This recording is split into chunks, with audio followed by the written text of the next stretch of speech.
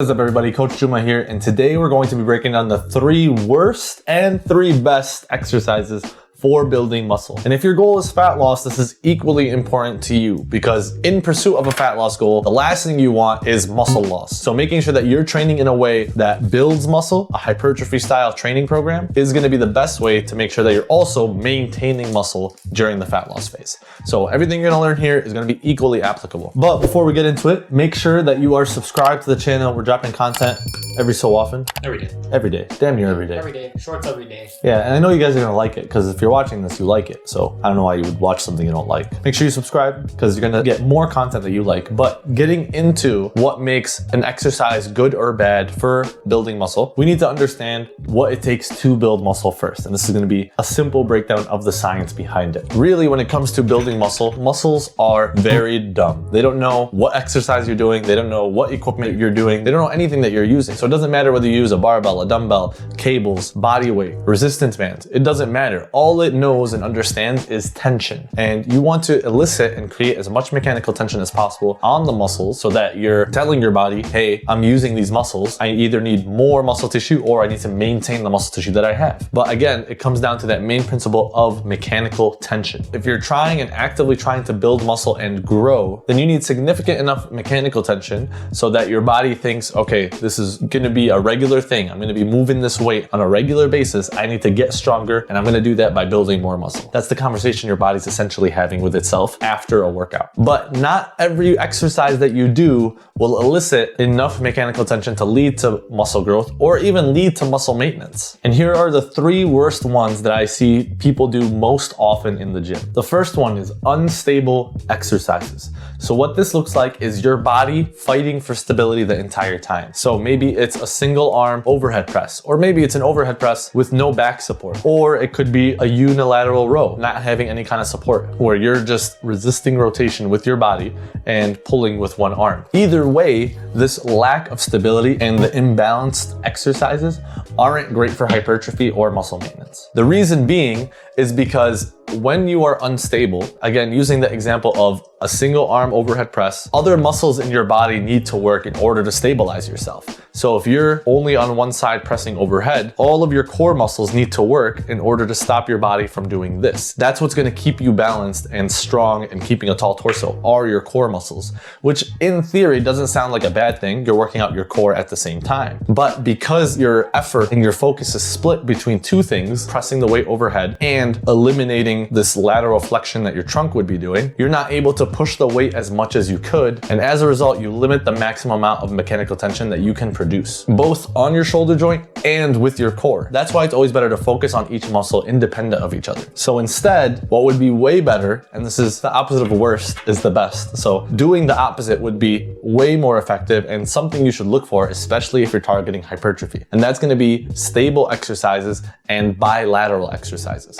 So using the single arm overhead dumbbell press, again, having 2 dumbbells is gonna eliminate the need for your core to activate and prevent lateral flexion because you're evenly balanced on both sides. Adding in a back support will also completely eliminate the need for your trunks and hips to keep you in an upright position. And now you're able to use more weight and create more mechanical tension on the shoulders. So opting for exercises where you're already supported and your body doesn't need to split its effort into 2 different places at once is gonna be the most important thing. That could look like a chest supported dumbbell row as opposed to a bent over dumbbell row. That can look like a hand supported single leg RDL as opposed to no hand supported single leg RDL. Regardless of what it is, you want as much focus and tension on the targeted muscle group as possible, and you can get more of that just by adding a little extra support. Even something as simple as holding onto the bench or grabbing onto a railing next to you while doing a single arm overhead press will drastically improve the amount of mechanical tension that you feel in your shoulders. The second exercise that is absolutely terrible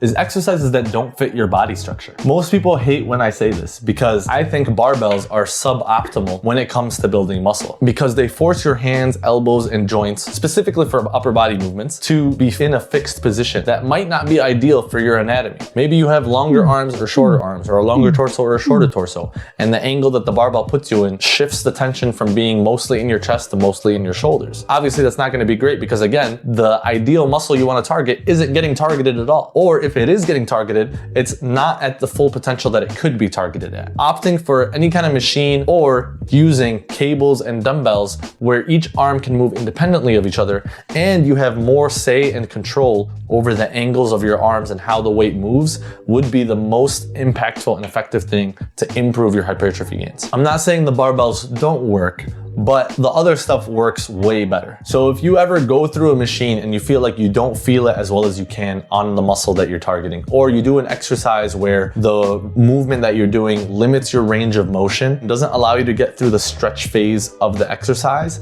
then you probably shouldn't be doing that exercise. And you should opt for ones that allow you to do that. And the last worst exercise that you can be doing for hypertrophy is technically complex movements. Some easy examples of this are gonna be Olympic lifts. Things like a snatch, a hang clean and press, deadlifts, barbell squats, etc., where not only are you not creating enough stimulus in the muscle to elicit growth, but also, there are so many moving parts to these exercises that you need to focus on in order to execute properly and not injure yourself, that the reward in terms of hypertrophy specifically isn't there. It's great for other things. It's great for improving athleticism, improving power and explosiveness, and getting better at those lifts, especially if you're gonna be doing an Olympic weightlifting competition or a powerlifting competition. But in order to change your physique and improve your muscle development, it's not gonna be helpful for that. Instead, you always wanna opt for simple movement patterns that are easy to execute, because that's gonna, again, put the most effort and most focus and energy toward those muscle groups and not on technique. So an easy swap for this